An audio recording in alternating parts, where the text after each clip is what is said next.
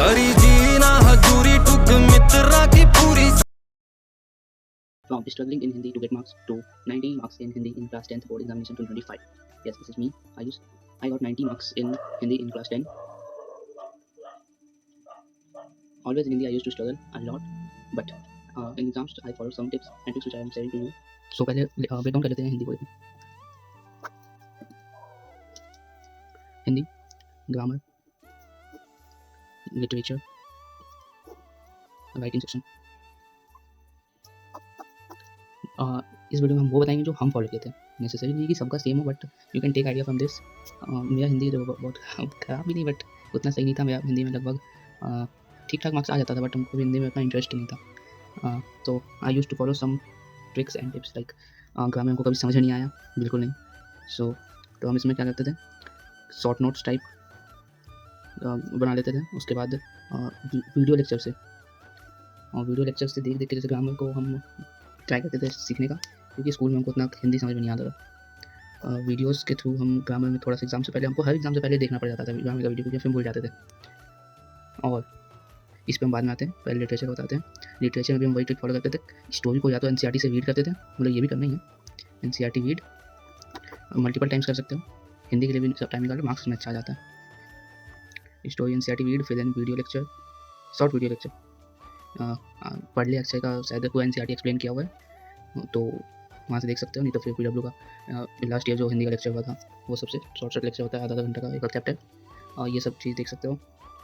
कहानी को हम कभी क्वेश्चन आंसर वैसे याद नहीं किया, बट थोड़ा बहुत अगर स्कूल में क्वेश्चन आंसर होता है तो क्वेश्चन आंसर भी याद कर लो. उससे याद करने से हमको बार बार मल्टीपल टाइम्स पढ़ना, याद करने से क्या होता है कि कहानी बैठ जाता है दिमाग में. और हम क्या करते थे, कभी भी, मेरा ये ओपिनियन है, आई डोंट रिकमेंड यू कि यही फॉलो करो, but this is my side. I use to memorise stories, जिससे हम कुछ भी एग्जाम में बना के लिख सकते हैं. उसका हमको पॉइंट पता होता है, बस पॉइंट टू पॉइंट कनेक्ट करके खुद से बना के लिख दो. ये हम करते थे. यही सब, ज़्यादा नहीं. क्वेश्चन आंसर डायरेक्टली तरह से क्वेश्चन नहीं आता, बट हाँ कहानी पता रहता है तो हो जाता है.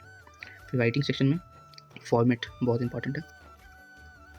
इसका भी फॉर्मेट अगर पता है तो देख लो यूट्यूब से, नहीं तो फिर कहीं पे एक शॉर्ट नोट्स टाइप का बना के फॉर्मेट सब पर लिख के रखो, और एक दो बार लिख के प्रैक्टिस कर लो.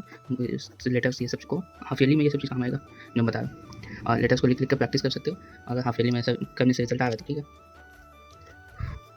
और लेटर हो गया, फिर एडवर्टाइजमेंट वगैरह, इसमें थोड़ा सा अपना दिमाग लगा के जो भी अच्छा लगे वो लिख सकते हैं. थोड़ा प्रैक्टिस करना पड़ता है उसके लिए. हम एक मिनट, बस एक बुक था, ये बुक हमको बहुत हेल्प किया ग्रामर में भी, राइटिंग में भी, और लिटरेचर में भी. कोई भी स्पॉन्सर नहीं है, मेरा खुद का बुक था, मतलब हम खरीदे थे पिछले साल. इसमें गद्यांश वगैरह तो हम उतना कभी देखे नहीं इसमें, बट ये जो था मेन चीज़ ग्रामर, इसमें ग्रामर बहुत अच्छा से एक्सप्लेन किया हुआ था. मतलब एग्जाम और क्वेश्चंस भी था, तो क्वेश्चंस इसको लगा लेते थे तो सही हो जाता था. मतलब जो ग्रामर नहीं समझ में आता था वो समझ में आ जाता था. अभी तो पता नहीं इसका लेटेस्ट वर्जन भी आया होगा, 200 के आसपास हमको पड़ा था, 200-250 का. और इसका सबसे मेन चीज़ है लिटरेचर का, मल्टीपल टाइम्स इसका समरी पढ़ना. एनसीईआरटी पढ़ने के बाद एग्जाम से पहले या फिर कभी भी जब टाइम मिलता है, हिंदी पढ़ने का मन हुआ तो हम समरी पढ़ लेते थे. समरी से रिकॉल होते रहता था, तो ये चीज़ कर सकते. उतना ज़्यादा भी नहीं पढ़ते थे, बट हाँ मल्टीपल टाइम्स हम इसका समरी पढ़े थे. छोटे छोटे समरी होता था, और क्वेश्चन आंसर का रीडिंग लगा लेते थे फिर बुक से. बुक में तरीका से दिया हुआ रहता है. और बाकी ये सब तो सही. और ये सब जो था, क्या बोलते थे, तो भूल चुके हैं हिंदी में बहुत कुछ. पोएट्री जो होता है, कविता वगैरह सब जो था, वो सब भी पढ़ के अंडरलाइन कर वगैरह करके थोड़ा सा ट्राई करते थे.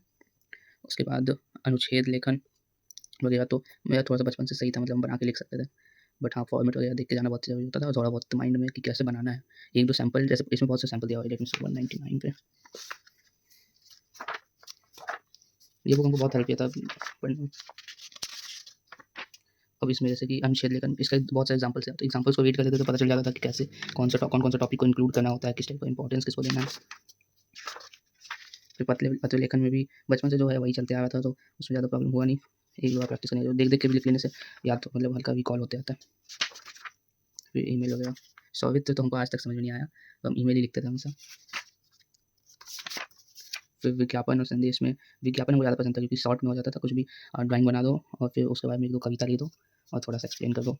जैसे इसका भी एक दो बार लिख के ये सब प्रैक्टिस किया था तो हो गया था मेरा. हाँ कीवर्ड्स में ये बहुत आया था, मास वाला, पॉल्यूशन वाला, और तो कुछ नहीं है. सैम्पल पेपर तो हम नहीं लगाए थे एग्जाम से पहले, लेकिन अगर तुम लोग के पास हो तो लगा सकते हो. प्रीवियस ईयर क्वेश्चन वगैरह ये वो.